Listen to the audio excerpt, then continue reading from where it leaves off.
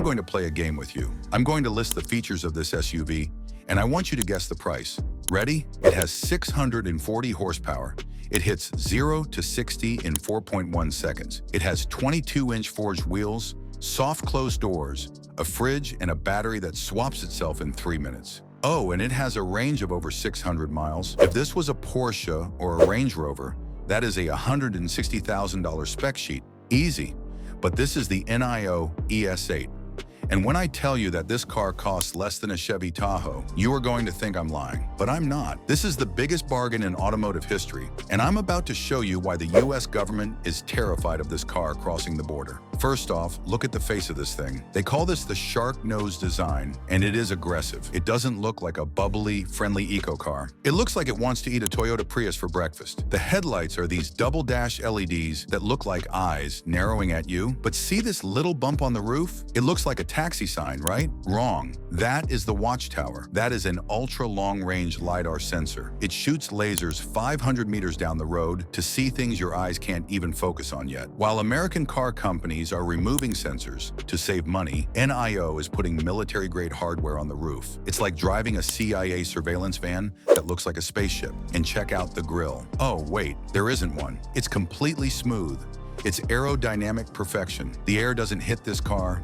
It slides off it like butter on a hot pan. Now come around to the side. This is a big boy. It's over 16 feet long. It's got the presence of a Range Rover, but without the I might break down in 5 miles anxiety. Look at these wheels. 22-inch forged alloys on a stock car. In the US, you have to pay $5,000 extra for wheels this nice. Here, standard. And behind them, you've got massive Brembo 6-piston brake calipers, orange ones, because nothing says family hauler like race car brakes, and the door handles. I walk up, swish, they pop out, but not in a cheap plastic way. They feel solid, and when you pull them, the door doesn't just unlock. It's a soft, close door.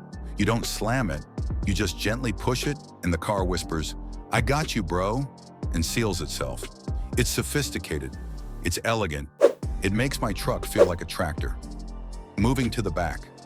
This light bar, it's one solid line of crimson red that stretches all the way across. It's called the Illuminated Blade.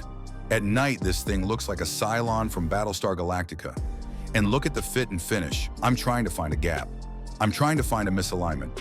I can't. It's perfect. It's annoying how perfect it is. Why can't we build cars like this? Okay, pop the hood. Or, well, let's talk about the magic underneath. The NIO ES8 is dual motor. Obviously, you have a $180 kilo motor in the front and a monster $300 kilo motor in the back. Total power, 640 horsepower. Torque, 850 Newton meters. It launches this 3-ton living room from 0 to 60 in 4.1 seconds. You stomp the pedal and your head hits the headrest before your brain realizes you're moving. It's violent, it's addictive. But the battery, this is the illegal part.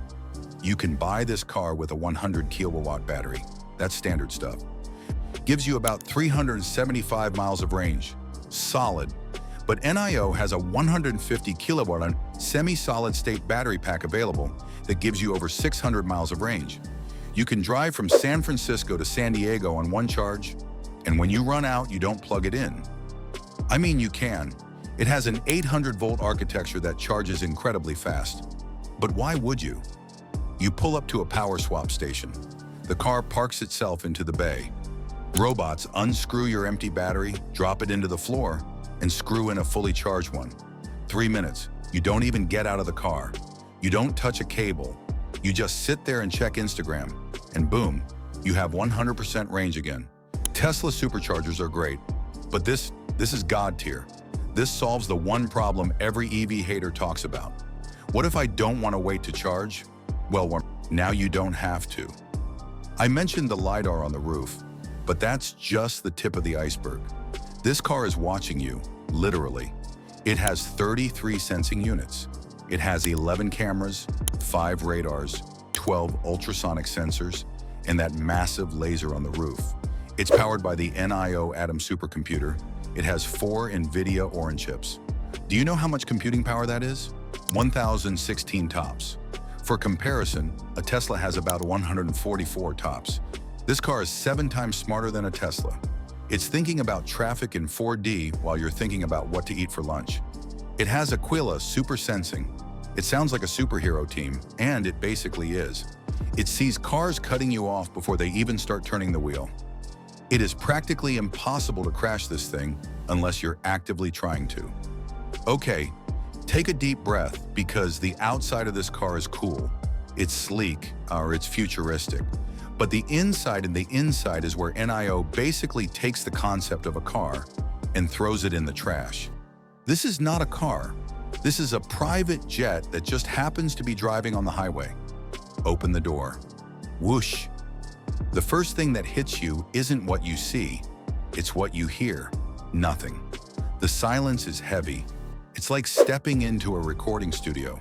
But then you touch the materials. And this is where I get a little mad at American luxury cars. In a Cadillac or a Tesla, you will find hard plastic. You'll find it under the dash, on the door bins, near your knees. Here, I am hunting for plastic, and I cannot find it.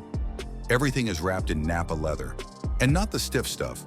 This is the soft, buttery stuff you usually only find on a $20,000 Italian sofa.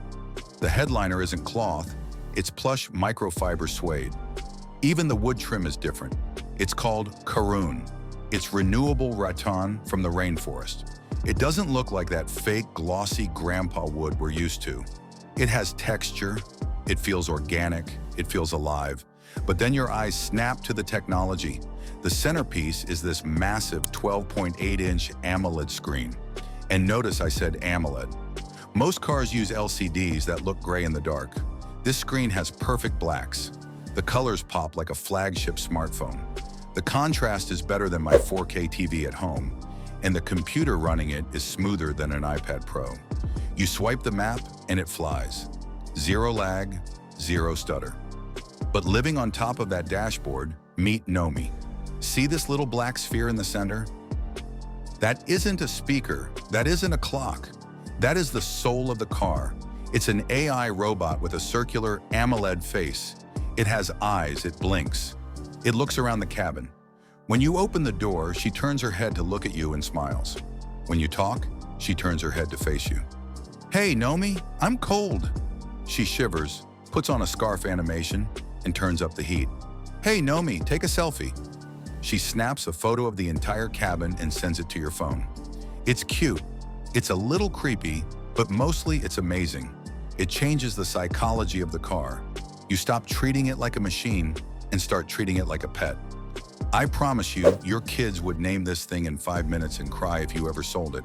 But the real flex, the feature that is going to make your spouse demand you buy this car, the passenger seat. They don't call it a passenger seat.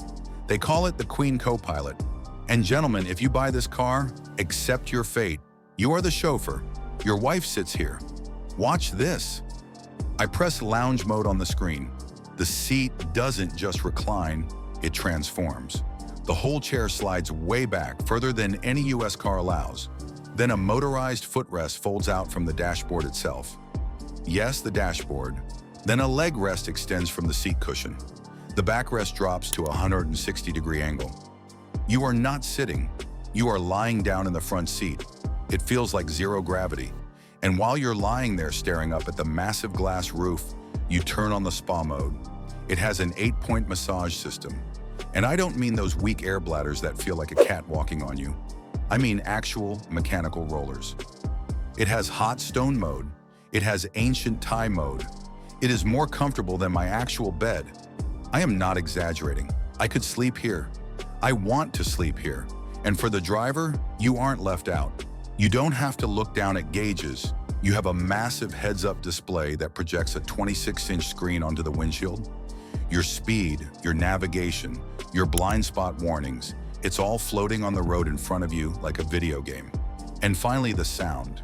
This interior is equipped with a 7.1.4 Dolby Atmos system. It has 23 speakers. It has a subwoofer that rattles your ribs. It pumps out 2,130 watts of power. To put that in perspective, a standard car stereo is maybe 300 watts. This is nearly 10 times that power. I played Bohemian Rhapsody on this earlier, and I swear I heard Freddie Mercury take a breath before the high note. The sound doesn't just come from the sides, it comes from the ceiling. It rains down on you. It's not a stereo. It's a concert hall on wheels. This interior isn't just nice for the price, it's nice for any price. It embarrasses cars that cost double. And that, my friends, is what makes this thing so scary for the competition. But is it a family car? Yes, it's a 6-seater. The second row has executive captain's chairs. They are almost as good as the front seats. They have their own climate zones, their own USB-C ports that can charge a laptop. And get this, the center console in the second row, it's an executive console. Top part, wireless chargers for your phones. Bottom part, a fridge. A real fridge, not a cooler. A fridge that goes down to 0 degrees Celsius. You can keep your champagne or juice boxes ice cold. It opens electrically with a button. Press it. Open. The third row, actually usable. I'm 6 feet and I fit back there without my knees hitting my chin. It's not huge, but for kids, it's a palace. You can fit the whole family, the dog, and the groceries. And everyone is getting a massage while drinking a cold soda. It is the ultimate road trip machine. Okay, this is the part that hurts.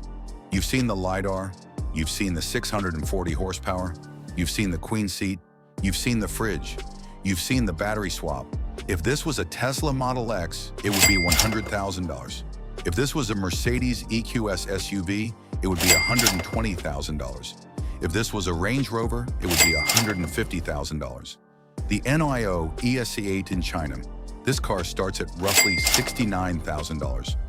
$69,000 for a car that drives itself, swaps its own battery, and has an AI robot on the dashboard. For the price of a well-equipped Ford Explorer or a base model Tahoe, you get a spaceship. This is why we have tariffs. This is why the US government is panicking. Because if you could buy this car for $69,000 in California right now, game over. Who would buy a Model Y? Who would buy a Cadillac Lyric? Nobody. So here's a question I have to ask you. Forget politics for a second. Forget brand loyalty. Just look at the product. Would you rather have a $70,000 car with plastic seats and a panel gap you can lose your keys in? Or would you rather have a $70,000 car with a personal butler named Nomi, a fridge and a battery that swaps in 3 minutes? I think we all know the answer. And frankly, it makes me a little jealous. We invented the car, but right now it feels like we're driving in the past. Let me know in the comments. Would you trust the battery swap? Would you buy this over a Tesla? Smash that like button if this car blew your mind. Hit subscribe so you don't miss the next time we find something this crazy. And I'll see you in the next one. Peace. Serious. Hey, hey, hey.